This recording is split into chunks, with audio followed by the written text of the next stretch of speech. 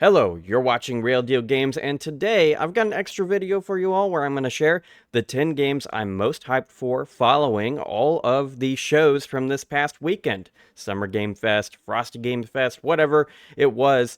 I watched them all, and I have compiled a list of 10 games that I'm very hyped for and would be willing to cover on the channel if you want me to. For the most part, I'll talk about one instance where that maybe isn't the case. First, let's start with some honorable mentions here.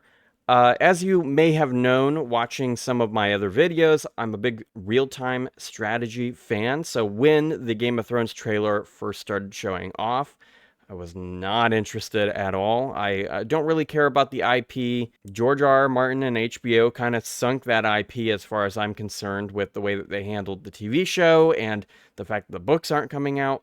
So I don't really care that much. I'm not a big fan of the IP. However, when the trailer ended and it said it was a real-time strategy game, well, I'll tell you what, I don't really care about the theming that much. I'm just happy to have another real-time strategy game, and I think Game of Thrones actually works pretty well for that as a theme. So I'm decently excited for this. Don't know if I'd cover this one specifically because it's just an honorable mention. The other one I want to talk about is Ill. I'm interested to see more from this game because the trailer really just kind of showed off some of maybe how the dismemberment systems work in the engine, but it didn't really give a sense on how does this thing play. Is this going to be another agony situation where the game looks good in preview material, but just doesn't come together as a final product? I don't know, but I'm hopeful that this thing comes together because I am in for any kind of horror experience that we can get. Now, on to number 10 specifically is going to be Bloodgrounds. Bloodgrounds is like a strategy game that it takes place in like a gladiatorial area, and it looks cool. I like these grid-based strategy games. Nothing really beats Final Fantasy Tactics, obviously, as my favorite game, but I am happy to see a game like this, especially since it has some city-building elements. I'm interested to see how that goes, and this is one I want to keep my eye on. There is a demo available on Steam, so you can check it out right now. I haven't had the time to do that, but it does look decently good from what was revealed. Number 9 for me is going to be Ground Zero. Ground Zero is a survival horror experience that looks kind of like it's trying to ape the 90s. It looks like it's trying to go for that early Resident Evil aesthetic, although it does have some more. It's not quite something that could theoretically run on a PS1, but it does look like it's going for that type of thing. And I love Signalis. I loved Crow Country. I like these type of experiences, so I'm excited to give this one a go whenever it comes out. Number 8 for me is going to be Prison of Husks. This was the women's-led game show, I think. Single developer, and it very much looks like it's trying to be PS1 Dark Souls, which I'm here for. I'm a big Souls fan. I'll be honest.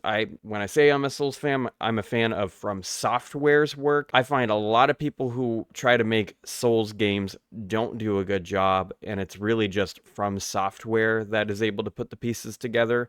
So I hope that this one can. It looks nice. Kind of reminds me a little bit of that Bloodborne PSX game from a while ago, the demake of Bloodborne. This is an aesthetic that I really personally enjoy, and I actually do want to see more of as time goes on, which is why number 7 for me is Phase Zero. Phase Zero is another PS1 type survival horror experience, except I feel like this one matched the aesthetic a little bit more. There's a little bit too much motion for it to be truly within something that could run on that hardware, but it does look more like it. I don't know which one's going to be better, Ground Zero or Phase Zero, but I'm excited decently enough for both of them, and both of them had to hit the list as a result. Now, another one of my favorite genres is the character action game. So number 6 for me is Wuchang Fallen Feathers. This is a game I absolutely would review if you all want me to. Comes out at the end of July, and it's something I could potentially play before the school year starts back up and I have to start working again. So possibly something I could review if you want me to. I like character action games. I think they're a lot of fun. I think it has to do with the fact that I like fighting games a lot. So combo-based combat systems are something I'm really into. And yeah, this one looks like it's got some really cool bosses, really good gameplay. I hope it's more character action and less Souls-like, because I think a big problem with like character action games is sometimes they try to veer too close to that, and these are fundamentally different genres, and I think they should be separate. So I'm hoping Wuchang does come together and that I get a chance to play it at some point. Now, going along with this, I'm going to say my number 5 is Onimusha Way of the Sword. Onimusha could go one of two ways. It could be a character action game. That's something Capcom has done, and their DMC5 title was really good. I was hoping that was going to be a little bit more of a revival than it ended up being. Hopefully DMC6 is around the corner. They might be holding that card close to their chest waiting for RE9 and Okami to come out and all these other things, and they just don't want to dig into their own advertising area of the world, you know what I mean? So I think this could go character action, could go survival horror. To me, it didn't really look like it was so much survival horror in the way that the older titles were, but maybe this is the RE4 of the Onimusha series. I don't know. I haven't played all of the Onimusha games. I've only played the first one, but I am very excited for this because I was very impressed with that first game. This is the same thing as Ill. I'd like to see more, except Capcom has a certain ethos with me because they consistently put out good products and they put out some of my favorite games of all time. So I'm usually more apt to give them the benefit of the doubt, much like my number 4, Death Stranding 2 on the Beach. I give Kojima the benefit of the doubt more often than not, and I'm kind of a weird Kojima fan because a lot of his biggest, most famous works, MGS2, MGS3, are actually not my favorite. My favorite 3 titles from him, in order, would be MGS5 as number 1, Death Stranding at number 2, and then the original Metal Gear, the 1987 game, as number 3. I think those are they're my favorite games that he's made, for sure. And it's because I really like the way that he designs gameplay scenarios, and I felt like these 3 games created interesting gameplay scenarios. Death Stranding 1 had a lot of hate when it came out, and I think that hate was reasonable. I think it made sense that people, were very unhappy with it. They wanted the Metal Gear's guy to make another Metal Gear game without the name. And that's not what they got. What they got was something completely different. Nothing else in the industry is like it, so there's no genre to call it except maybe exploration game. I think it was incorrect to call it a walking simulator just because that implies that it's like the walking simulators that existed, where there is no threat, there's no, danger or difficulty at all, and that's not what Death Stranding is. If you want to call it a walking simulator, I think it'd be more accurate to call it a climbing and hike simulator. That's what it would be more accurate to be called, or a post-apocalyptic simulator. That would be a much better thing, but it just really doesn't have a genre at all. I'm very excited for Death Stranding 2. This one I probably won't cover on the channel because I have never finished Death Stranding all the way through. I played 20 hours. I really loved it. I put it down to play MGS5. And then I played MGS5 for 60 hours, and then I started playing other things, and it just got lost in the sauce. I've been meaning to go back to it for years, because that was like 2020, I think, that happened. I've been meaning to play it for years, and I do plan to get back to it at some point. So this one I can't cover when it comes out, because I want to finish the first game first. Number 3 for me is going to be RE Requiem. This would actually be number 1 if it was coming out this year, but it doesn't come out until next year. I am definitely planning to review this one 100%. I love Resident Evil. It's one of my favorite franchises.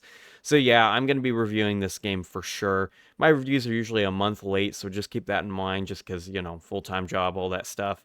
I got to play it in my free time and then make the video afterwards, and that's a lot. And who knows what February of next year is going to look at. I have no idea what my life is going to look like at that time, so we'll see. Definitely plan to play it at least. Number 2 for me, I've actually known about this game, Mouse PI. Boomer shooters are my favorite genre, absolutely my favorite one. I love them to pieces. So I do plan to review this game. It doesn't have an exact release date, but it did say this year sometime. I've planned out my whole year so far for releases, video releases, I mean, and I've already started planning next year. So it is going to move a lot of things around. So whether this is the same month it drops, because honestly, Boomer shooters don't take that long to play, so I'd be able to play it the weekend it came out, and assuming I didn't have a big video I've been working on for a long time, I might just make the review just like I did with Doom Dark Ages 1 week after the game dropped. We'll have to see, because if it falls into conflict with my October lineup, which I have a very specific set of games I want to cover in October. Then it might have to wait until November, but you know, I'm very excited for this one. This is definitely one I plan to play at some point. And then the final game, number one here that I'm excited for, is System Shock 2's Remaster.